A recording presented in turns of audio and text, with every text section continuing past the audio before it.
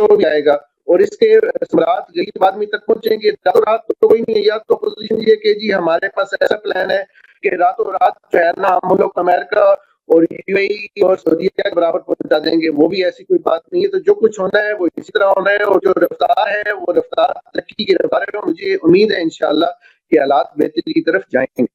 ये राना जाहिद इकबाल साहब, काजी साहब कहते हैं राहत बेहतरी की तरफ जाएंगे, जबकि आप कहते हैं कि मौजूदा जो पॉलिसियां हैं नाकाम साबित हो रही हैं। तो वो कौन सी हंगामी माशी सलाहत हैं जो फौरी तौर पर आवाम को रिलीफ फराहम कर सकती हैं राना जाहिद साहब?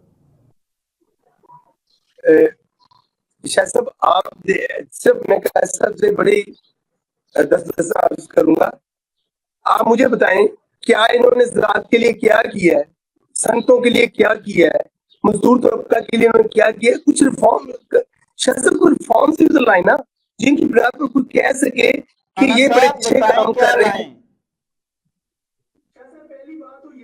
शाह साहब, पहली बात तो यही है कि अवाम की तायद की गवर्नमेंट ले आए। बस जब तक ये नहीं करेंगे कभी बेहतरी नहीं होगी, कभी भी बेहतरी नहीं होगी। और वो लोग जो जो आगे होके हुकूमत कर रहे हैं वो लोग पीछे चले जाएं बस, और जो जिनको हुकूमत करने का अवाम हक दे वो हुकूमत करें, और यकीन करें ये मसला हल हो जाएगा। वो उनको पता है सारा किस तरह उन्हें लाना है, किस तरह अच्छा से मैं एक छोटी बात बताना चाहूंगा आपको। फैसलाबाद को 300 अरब रुपया मिल रहा है, ये सिर्फ जैसा बनी नई सड़कों को तोड़ तोड़ के सड़कें बनाई जा रहे हैं, यकीन करें, और कोई म्यार नहीं है उन सड़कों का।